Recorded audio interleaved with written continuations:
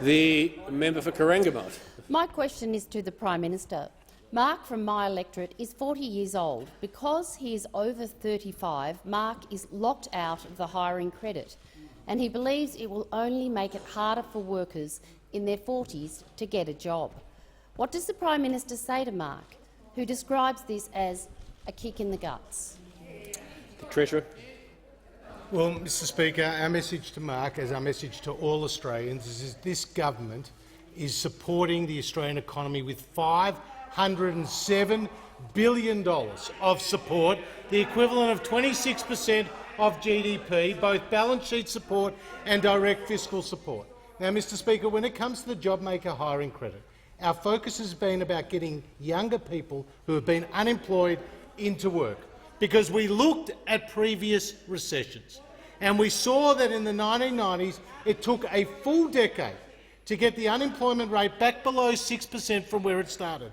But for younger people, it took 15 years to get the unemployment rate back below from where they started.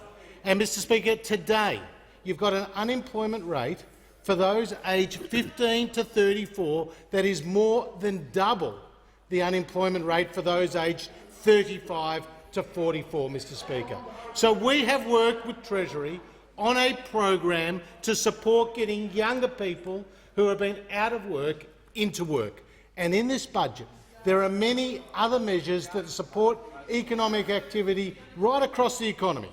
Tax cuts for more than 11.5 million people, including in the honourable member's electorate. 66,000 members of her electorate are getting a tax cut thanks to the policies from those on this side of the House, Mr Speaker. And I say to the member for Corangamite,